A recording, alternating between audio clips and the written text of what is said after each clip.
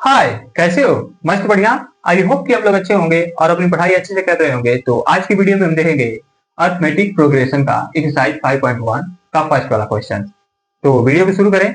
बस आप वीडियो के लास्ट तक बने रहना। मैं सारा क्वेश्चन इन डिटेल्स में बताता जाऊंगा, ठीक ना? एक भी डाउट नहीं छोड़ूंगा। ठीक, तो आइए शुरू करते हैं। देखिएगा फर्स्ट वाला क्वेश्चन कि दिया क्या है फर्स्ट वाले क्वेश्चन में, in which the following situation does the list of number involve make an arithmetic progression and why. मतलब कि जो क्वेश्चन दिया गया है ना, उसमें हमको क्या करना है कि उसको रीड करना है अच्छे तरीके से और उसके बाद उसको सॉल्व करना है। और जो सॉल्व करने पे जो सीक्वेंसेस आएंगे, जो नंबर्स बनेगी, जो पैटर्न्स बनेगा, वो एक अर्थमेटिक प्रोग्रेशन होगा कि नहीं होगा, हमको बस वही देख के बताना है। बात समझ में आया कि नहीं? तो यहाँ पे देखो ध्यान से कि फर्स्ट वाले क्वेश्चन में दिया क्या गया है कि the taxi fare after each किमी when the fare is 50 rupees for the first किमी and 8 rupees for each additional किमी। यहाँ पे देखना ध्यान से कि जो जब टैक्सी क्या कर रहा है कि फर्स्ट किमी को कवर कर रहा है। फर्स्ट किमी जब कवर कर रहा है तो वो फेयर कितना ले रहा है? 50 रुपीज। ठीक ना? मतलब कि वो पर किमी फेयर कितना ले रहा है? 50 रुपीज ले रहा है। ठीक ना? अब बताओ कि जब वो फर्स्ट किमी डिस्टेंस कवर करेगा तो फेयर कितना लेगा, मतलब उसका फेयर कितना लगेगा। तो यहां पे लिखेंगे कि फेयर फेयर फॉर फर्स्ट किमी। फर्स्ट किमी फर्स्ट किमी के लिए फेयर कितना रुपीज लग रहा है? 50 रुपीज। अच्छा, इसका मतलब क्या समझ में आ रहा है? ये फर्स्ट किमी का मतलब क्या है कि ये जो 50 रुपीज जो फेयर लग रहा है, ये क्या है? फर्स्ट टर्म है। अर्थमेटिक प्रोग्रेशन में ये फर्स्ट टर्म है। फर्स्ट टर्म है। बात समझ में आई कि नहीं? ये पहला है ना फेयर, मतलब फर्स्ट किमी क्या कर रहा है कि जब डिस्टेंस टैक्सी कवर कर रही है तो फेयर कितना ले रही है? 50 रुपीज ले रही है। ठीक, अब ये देखो कि जब वो सेकेंड किमी जब डिस्टेंस को कवर करेगी तो फेयर कितना लेगी? 50 रुपीज तो ये तो लेगी, लेकिन उसमें एडिशनल चार्ज भी इंक्लूड हो जाएगा। मतलब एडिशनल चार्ज कितना लगेगा? 8 रुपीज होगा। मतलब कि सेकेंड वाला टर्म्स क्या आ जाएगा? मतलब फेयर फेयर फॉर सेकेंड किमी के लिए।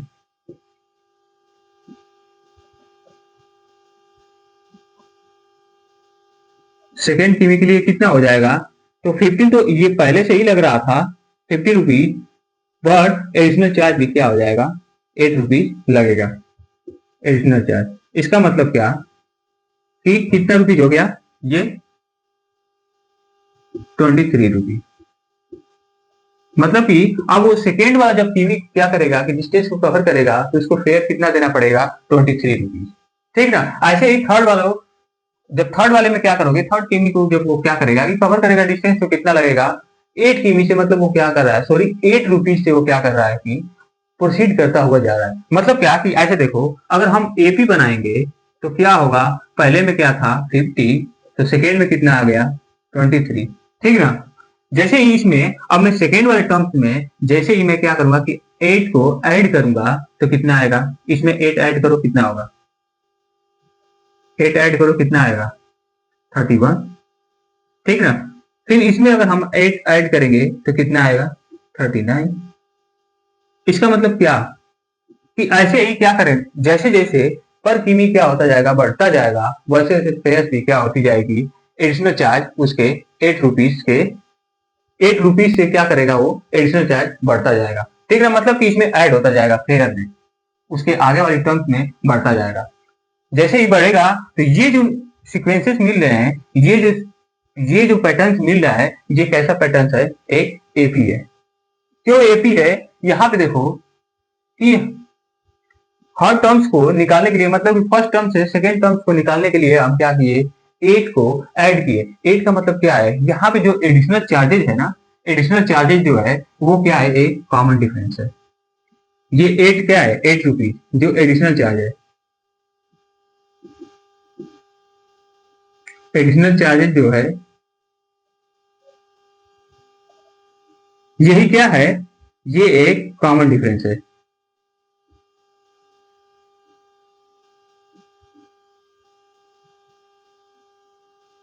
यही क्या है? एक कॉमन डिफरेंस है। मतलब क्या कि अगर वो क्या करोगे कि फर्स्ट वाला चार्जेज है ना 15 रुपीज था, तो इसमें जब ऐड किया हूं 8, तो क्या आ गया है उसका सेकेंड किमी वाला एडिशनल चार्ज, मतलब सेकेंड किमी वाला फेयर कितनी फेयर आ गया है। ठीक ना? चार्जेज आ गया है। बात समझ में आ रहा है कि नहीं? तो इसके जो सीक्वेंसेस मिल रहे हैं ये क्या करने पे मिल रहे हैं? 8 को ऐड करने पे मिल रहे हैं। इसका मतलब क्या कि ये एक एपी होगा कि नहीं? तो एस होगा, ठीक ना? यही आंसर है आपका। बात समझ में आया कि नहीं? अब हम चलेंगे सेकेंड वाले क्वेश्चन को, तो आइए देखते हैं सेकेंड वाला क्वेश्चन। ठीक, तो अब आइए सेकेंड वाला क्वेश्चन देखते हैं। देखिएगा ध्यान से कि इसमें क्या दिया है। दिया है कि the amount of air present in a cylinder when a vacuum pump removes 1/4 of the air remaining in the cylinders at a time। मतलब क्या, इसमें क्या दिया है कि जैसे प्रेजेंट में जो सिलेंडर्स में एयर भरा गया है उसका जो वॉल्यूम होगा, जो भी वॉल्यूम होगा उसका क्या है कि उसमें से गैसेज क्या की जा रही है कि निकाली जा रही है, कितना? उसके वॉल्यूम का 1/4 गैसेज को रिमूव कर दिया जा रहा है। मतलब क्या, देखो ध्यान से कि अगर मैं मान लूं let amount of air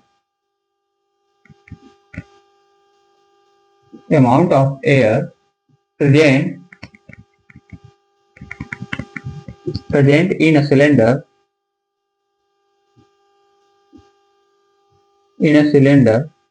is equal to V। मैं मान लिया कि V के इक्वल क्या है कि मतलब कि V वॉल्यूम जो है उसके इक्वल क्या है कि उसमें एयर प्रेजेंट है, ठीक ना?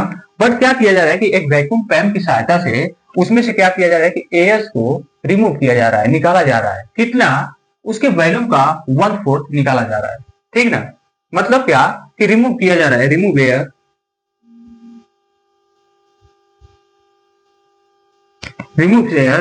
क्या किया जा रहा है उसके वॉल्यूम का 1/4।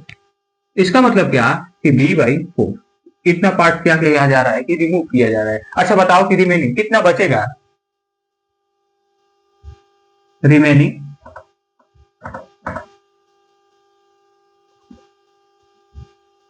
रिमेनिंग एयर कितना होगा? कितना एयर बचेगी?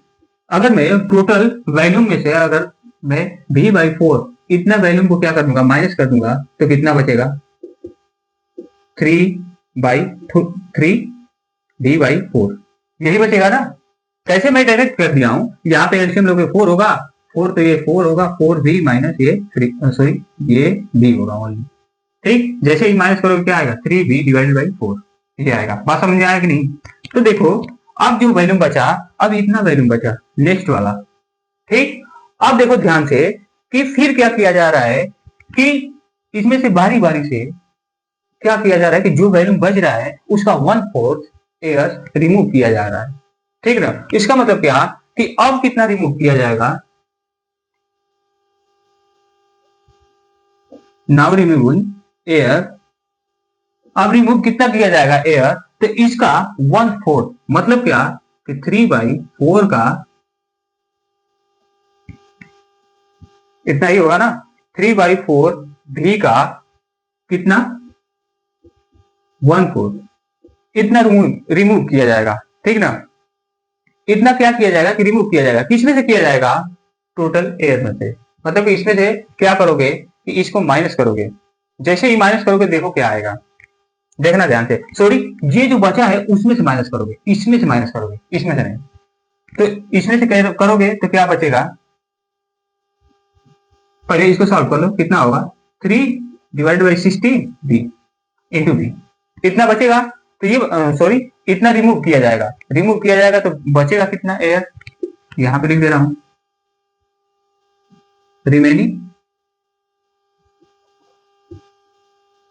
रिमेनिंग एयर कितना होगा? 3V/4 में से माइनस कर दोगे 3V/60, ठीक है? इसको जैसे ही माइनस करोगे ये कितना हो जाएगा? 12। सीधा ऐसे कर लो, ये 16 आएगा एलसीएम, कितना होगा? 4 3 12 V माइनस ये कितना होगा? 3V, ठीक ना? इसका मतलब क्या? 9V/60 ये आ जाएगा नेक्स्ट वाला।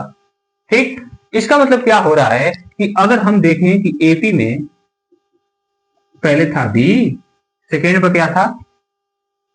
रिमेनिंग एयर, पहले बी था तो फिर सेकेंड ये था, यहाँ पे बी 3V/4 था, और थर्ड पे क्या आ गया है? 9V/60 ये आया है।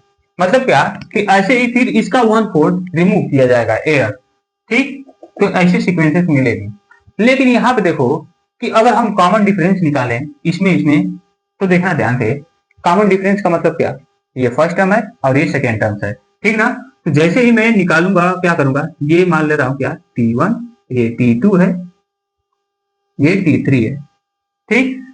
इसमें से माइनस करो क्या होगा, 3b में से 3b डिवाइडेड बाई 4 में से b को माइनस किया, जैसे ही माइनस किया मैं क्या आया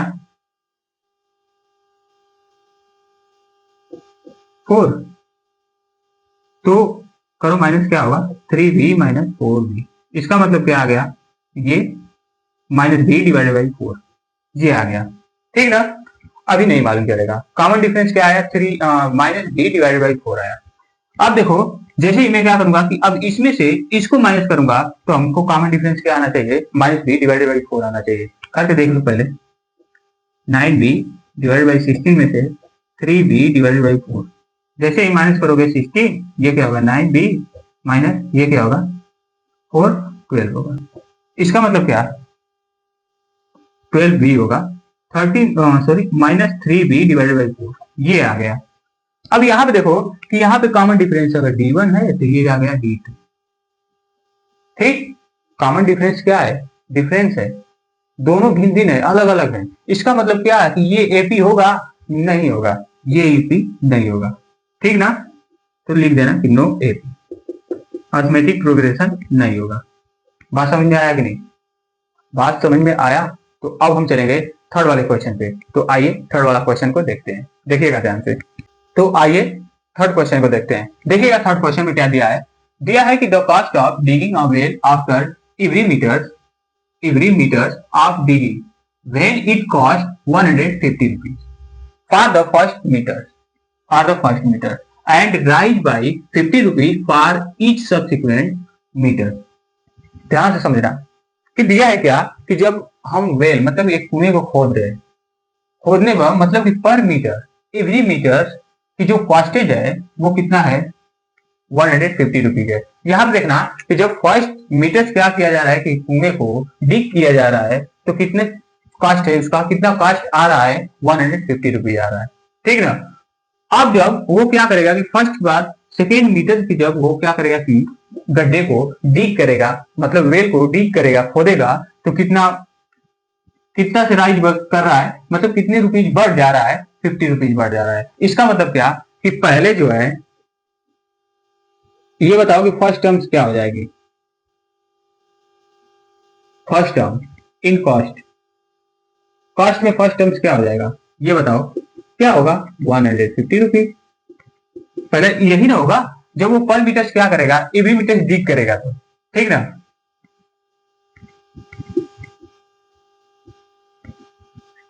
एवरी मीटर डिग कर रहा है, डिगिंग में, ठीक ना। जब वो कुएं को क्या कर रहा है कि एवरी मीटर पर मीटर डिगिंग वेल कर रहा है, मतलब कि उस कुएं को खोद रहा है पर मीटर, तो उसकी जो कॉस्ट आ रही है वो कितना आ रही है 150 रुपीज आ रही है, ठीक ना। जब वो सेकेंड मीटर में क्या करेगा कि जब दूसरे मीटर 2 मीटर की गहराई वो खोदेगा तो उसकी कॉस्ट कितनी बढ़ जा रही है, राइज कितनी कर रही है, कितने रुपीज से 50 रुपीज से। ये बताओ कि 50 रुपीज क्या है, एक कॉमन डिफरेंस है,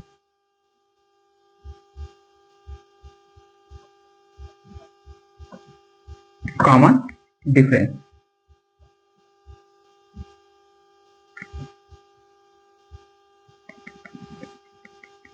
कॉमन डिफरेंसेस है, कितने रुपीज से वो क्या कर रहा है कि राइज कर रहा है, तो इतने रुपीज से, ठीक ना। इसका मतलब क्या कि अगर मैं इसका एपी बनाने चलूं, मतलब अर्थमेटिक प्रोग्रेशन, तो फर्स्ट टर्म क्या होगा 150 रुपीज, तो सेकेंड क्या होगा 150 में 15 ऐड कर दूंगा तो कितना आ जाएगा 200 रुपीज, ये आ जाएगा। मतलब क्या, यहाँ पे मैं लिख दिया 15 ऐड करोगे तो क्या होगा 200 रुपीज, ठीक। इसमें फिर 15 ऐड करोगे तो कितना होगा 250 रुपीज।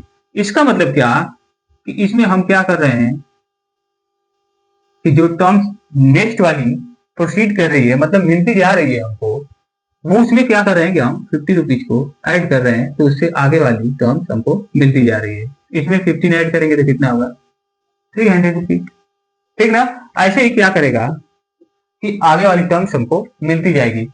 इसका मतलब क्या कि यहाँ पे देखो कि जो कॉमन डिफरेंस है, जो कॉमन डिफरेंस मतलब कि 50 रुपीज जो कास्ट आया है वो क्या है, पर टर्म्स के बीच में सेम है, सारे जगह पे इक्वल है, ठीक ना। ये इक्वल इक्वल कॉस्ट से क्या कर रहा है कि राइज करता हुआ जा रहा है, बढ़ता हुआ जा रहा है। इसका मतलब क्या हुआ, ये एक ईपी हुआ, एक ये सीक्वेंस को, एक पैटर्न को फॉलो कर रहा है, इसका मतलब कि ये क्या हो गया, एक एपी हो गया। तो इसको क्या लिखोगे, एस, ये एपी है, एस एपी,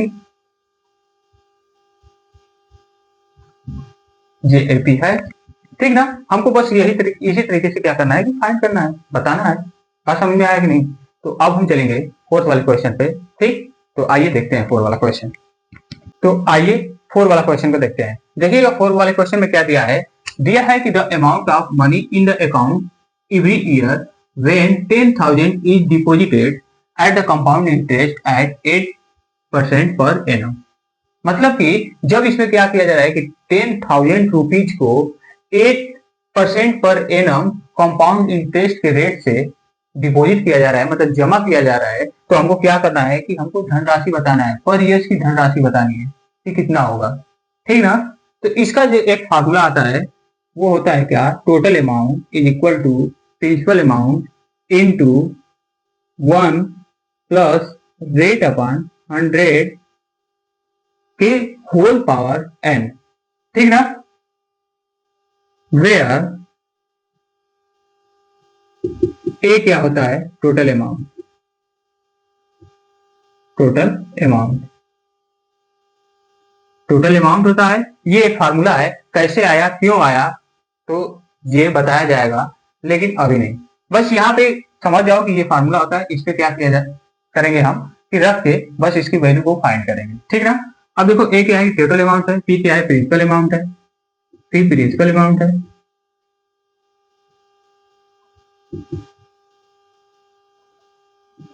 प्रिंसिपल अमाउंट है, प्रिंसिपल अमाउंट हो गया।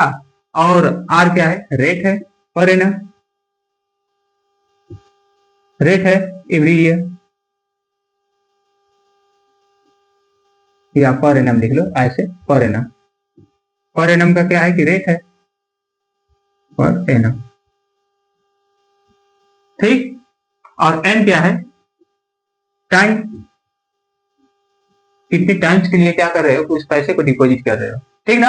यहाँ पे देखो ध्यान से कि जब फर्स्ट ईयर्स के लिए, पर ईयर्स ना, जब फर्स्ट ईयर्स के लिए डिपॉजिट किए कितना, तो टोटल अमाउंट कितना हो गया, तो ए इज इक्वल टू 10,000 डिपॉजिट किए ना, 10,000 डिपॉजिट किए तो कितना होगा, 1 प्लस कितने के रेट से, 8%, 8 डिवाइडेड बाई 100, एन क्या आ गया, एन मतलब कि 1, ठीक।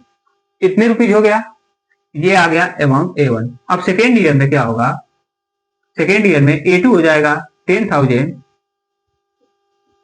1 प्लस, अब यहां पे क्या आएगा, 8 divided by 10 raise to the power 2 होगा, सेकेंड ईयर में ना, ए सेकेंड ईयर, ये फर्स्ट ईयर में था, ये फर्स्ट ईयर में था, ये सेकेंड ईयर में था। ऐसे ही थर्ड ईयर में क्या हो जाएगा, थर्ड ईयर में क्या हो जाएगा, अमाउंट A3 हो जाएगा, 1 प्लस रेट कितना होगा, 8 डिवाइडेड बाई 100, 3। इसका मतलब क्या कि यहाँ पे अमाउंट क्या हो रहा है, बढ़ता हुआ जा रहा है, लेकिन जैसे ही कॉमन डिफरेंस निकालोगे क्या होगा, ध्यान से देखो, कॉमन डिफरेंस निकालोगे एक दूसरे का सेम नहीं होगा, कॉमन डिफरेंस सेम आएगा ही नहीं। जब एक दूसरे का कॉमन डिफरेंस आएगा ही नहीं, जब हम एपी फाइंड करना है ना, हमको हमको देखना है कि जो इनका कॉमन डिफरेंस है इनके बीच का, क्या एक दूसरे के इक्वल है, नहीं है, कहाँ है, देखो कहाँ है ही नहीं। यहाँ पे देखो क्या होगा, A1 कामा A2 कामा A3, ये जो अमाउंट है और आगे वाली जो अमाउंट होगी वो क्या होगी, एक कॉमन डिफरेंस नहीं होगा इनके बीच। जब कॉमन डिफरेंस है ही नहीं तो ये क्या होगा, एपी होगा, नहीं होगा। इसका मतलब कि no AP, no AP, AP नहीं होगा। अब देखो क्यों नहीं होगा, यहाँ पे देखो ध्यान से कि जब हम क्या करेंगे, A2 में से A1 को माइनस करेंगे, जैसे ही माइनस करोगे A2 में से A1 को, देखो कहां पे कर दूं, इसको मैं मिटा के कर दे रहा हूं, देखना ध्यान से। देखना, ओ सॉरी, इसको मैं मिटा दिया, यहाँ पे A2 A3 ऐसे अमाउंट आया था। और देखो ध्यान से कि जब हम क्या करेंगे, A2 में से A1 को माइनस करूंगा, मतलब क्या, इसमें से 10,000 इंटू 1 प्लस 8 डिवाइडेड बाई 100, इतना में से, सॉरी इतना कह रहा हूं, हाँ, डिवाइडेड बाई ये यहाँ पे पावर 2 होगा, उसमें से A1 को माइनस करूंगा तो कितना होगा, 10,000 1 प्लस 8 डिवाइडेड बाई 100, इतना माइनस होगा, ठीक ना। जैसे ही माइनस होगा बाहर निकलेगा तो क्या आएगा, 10 1 प्लस 8 डिवाइड बाई इतना हो गया। यहां पे देखो कि इसमें से एक तो बच गया, ये 10,000 इंटू 1 प्लस 8 डिवाइडेड बाई, ये बच गया -1, यहाँ पे आ गया। बात समझ में आया कि नहीं, ये -1 हो गया। अब देखना ध्यान से कि अब हम क्या करेंगे कि इस वाले सेकेंड को इसमें से माइनस करेंगे, माइनस करेंगे, देखो माइनस करके देखो कॉमन डिफरेंस कितना आ रहा है। जैसे ही मैं माइनस करने जाऊंगा तो A3 में से A2 को माइनस करूंगा, कितना होगा, पहले इसको मिटा ही दे रहा हूं, पहले देख लो कॉमन डिफरेंस क्या होगा। 10,000, इसमें से मैं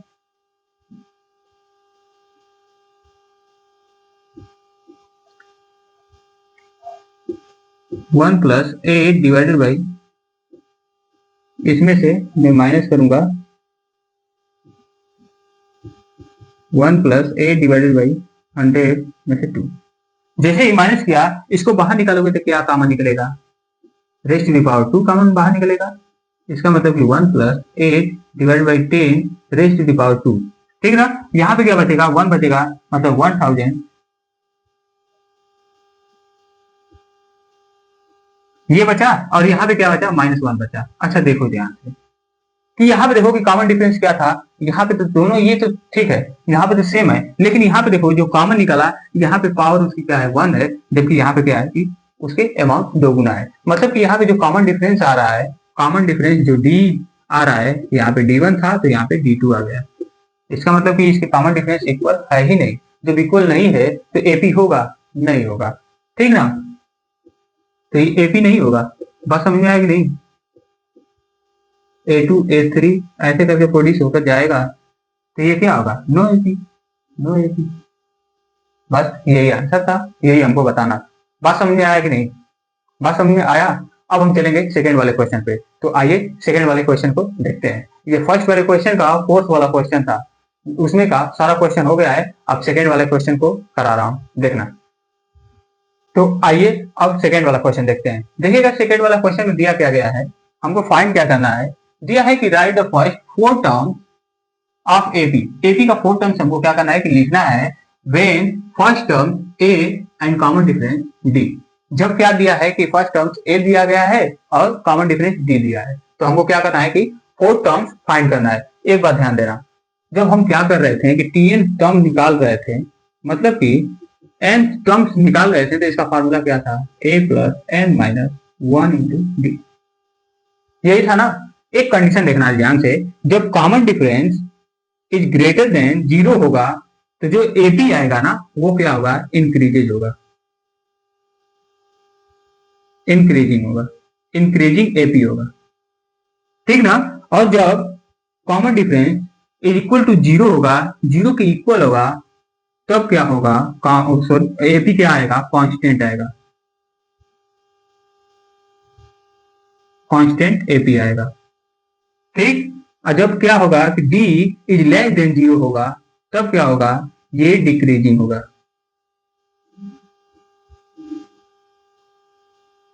ये डिक्रीजिंग AP होगा।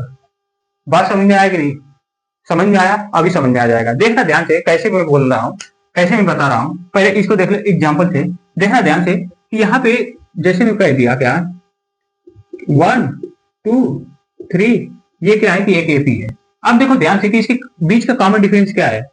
2 में से मैं क्या करूंगा, मतलब कि सेकेंड टर्म में से फर्स्ट वाले टर्म्स को माइनस करूंगा, 1 को माइनस करूंगा तो 1 आ गया।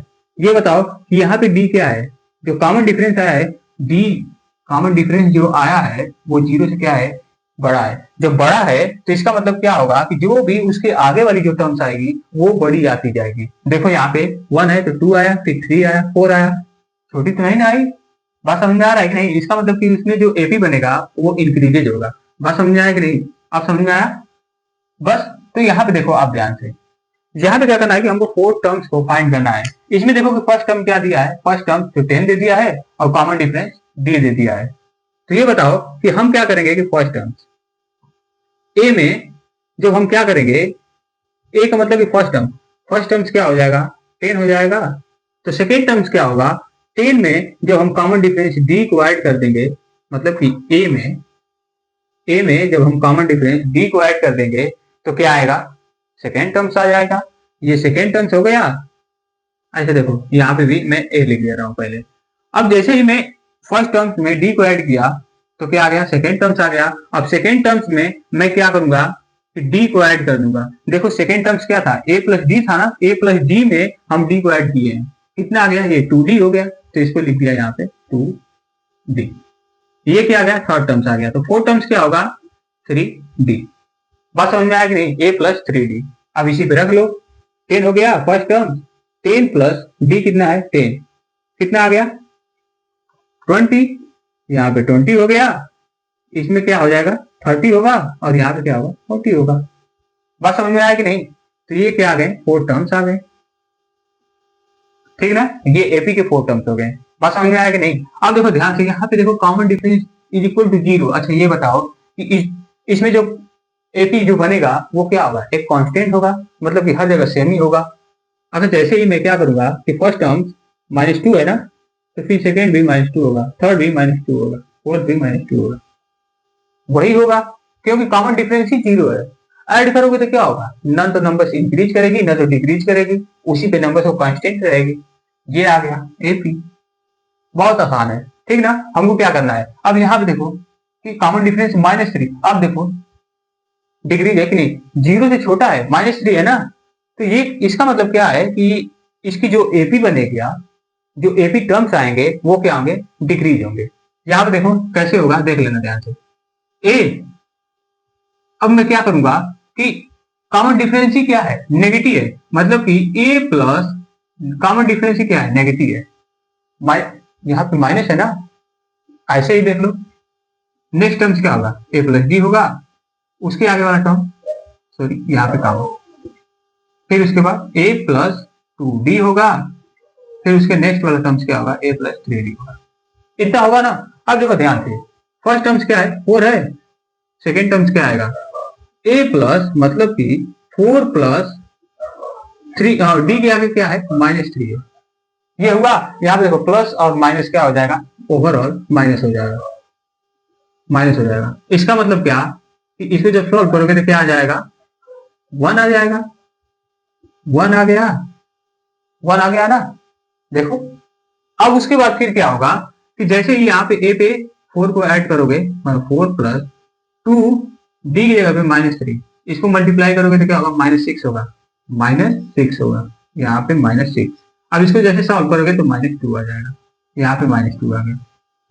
देख रहे हो ना, ये डिक्रीज होता जा रहा है कि नहीं, डिक्रीज होता जा रहा है ना एपी। अब थर्ड टर्म्स को जब जैसे ही सॉल्व करोगे तो क्या होगा, यहाँ पे 4 लिखोगे, 3 डी की जगह पे -3, इसको जैसे ही सॉल्व करोगे ये -9 होगा, यहाँ पे -9, तो कितना आ जाएगा, -5 आ जाएगा, -5। बात समझ आया कि नहीं? तो ये जो एपी बना, ये एक कैसा एपी बना, डिक्रीजिंग बना, ठीक ना। ये डिक्रीजिंग हुआ, ये कांस्टेंट हो गया, और ये क्या हो गया, इंक्रीजिंग एपी हो गया। बात समझ में आया कि नहीं? तो अब देखो फोर्थ वाला क्वेश्चन, फोर्थ वाला में देखना कि फर्स्ट टर्म्स क्या दिया है, -1। पहले देखो यहाँ पे देखो कि ये क्या होगा कि इंक्रीजिंग एपी बनेगा। क्यों बनेगा, क्योंकि यहाँ पे जो यहाँ पे कॉमन डिफरेंस है वो 0 से बड़ा है। जब 0 से बड़ा है तो ये क्या होगा, एक इंक्रीजिंग एपी होगा, मतलब कि फर्स्ट टर्म्स क्या होगा, ए होगा, तो second terms a plus d होगा, third terms a plus 2d होगा, फोर्थ टर्म्स क्या होगा, a प्लस 3d हो गया। फोर टर्म्स अब हमको क्या करना है, फाइंड करना है, बताना है। -1 हुआ, -1 में क्या करोगे, एक जगह पे पुट करो, -1 प्लस 1/2, ये होगा। जैसे ही क्या करोगे कि सॉल्व करोगे तो क्या आएगा, सॉल्व करो क्या होगा, ये -2 + 1, ठीक ना। तो ये क्या हो गया, -1/2 होगा, ठीक ना। जैसे इसे सॉल्व करूंगा तो क्या हो जाएगा, -2 होगा +1, हाँ -1/2, -1/2 हो गया। कैसे आया समझ रहे हो ना, -1/2।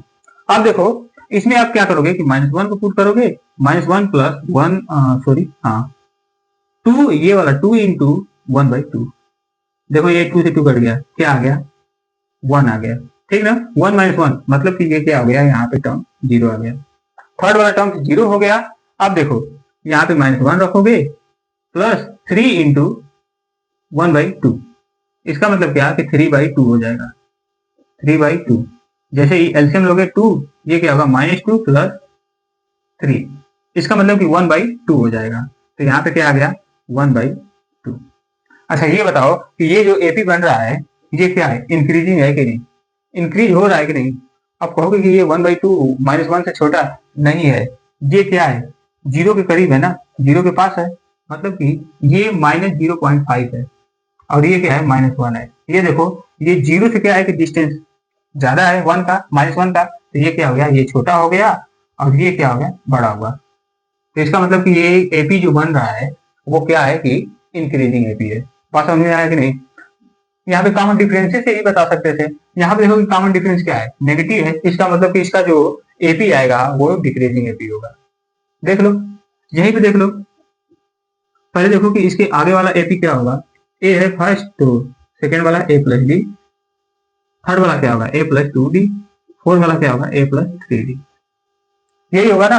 तो अब फर्स्ट वाला क्या होगा -1.25, सेकेंड वाला क्या होगा -1.25 प्लस डी कितना दिया है माइनस दिया है, तो प्लस और माइनस क्या हो जाएगा, यहाँ पे माइनस आ जाएगा -0.25, ये होगा ना।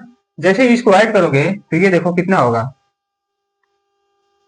1.50 माइनस ये हो जाएगा -1.50, ये देखो इससे क्या हो गया, ये डिक्रीज हो गया, ये डिक्रीज हो गया। बात समझ में आया कि नहीं। ये मत कहते ना कि ये बड़ा है, डिक्रीज हो जाएगा। अब देखो जैसे ये डिक्रीज हो गया, अब देखना ध्यान से इसमें ना, तो क्या होगा -1.25 में क्या करोगे 2 × -0.25, ये होगा, ठीक ना। जैसे इसका मल्टीप्लाई करोगे क्या हो जाएगा -1.25 प्लस ये क्या होगा -0.5, ये हो जाएगा। अब जैसे इसको सॉल्व करोगे तो क्या आएगा 5 और ये क्या होगा ऐड करोगे तो 7.1, मतलब कि -1.75 होगा, ठीक ना। तो -1.75, नेक्स्ट क्या होगा, नेक्स्ट क्या होगा -1.75, ये हो गया। अब थर्ड क्या होगा, और सॉरी फोर्थ क्या होगा -1.25 में प्लस करोगे 3 × -0.25, इसको ऐड करोगे। यहां देखो कि जैसे ही ऐड करोगे तो ये क्या होगा कि इसको सॉल्व करो क्या हो जाएगा -0.75, ये होगा ना। इसका मल्टीप्लाई करोगे पहले, उसके बाद -1.25 में ऐड करोगे कितना होगा 10 और 7 to 9 फिर 10, उसके बाद ये क्या होगा 1 तो 2 -2 होगा, -2 ये होगा ना। तो ये यहाँ पर क्या आ गया -2 आ गया, इसको सारे को मिटा के मैं लिख दे रहा हूँ -2, यहाँ पे देखो 4 टर्म्स क्या आ गया -2 आ गया, ठीक ना। ये जो एपी बना है ये क्या हो रहा है, आगे बढ़ता जो जा रहा है, प्रोसीड कर रहा है, जो ये आगे बढ़ता हुआ जा रहा है टर्म, ये क्या होता जा रहा है डिक्रीज होता जा रहा है। बात समझ में आया कि नहीं। हम कॉमन डिफरेंस से ही बता दिए थे कि जो एपी बनेगा वो डिक्रीजिंग एपी होगा। बात समझ में आया कि नहीं। तो मैं उम्मीद करता हूं कि आपको ये क्वेश्चन अच्छे तरीके से समझ में आए होंगे। अब हम मिलेंगे कल नेक्स्ट वीडियो में इसके नेक्स्ट क्वेश्चन के साथ, ठीक ना। तब तक के लिए खुश रहें, मस्त रहें और हाँ अपनी पढ़ाई जरूर करते रहिएगा। तो मिलते हैं कल, बाय।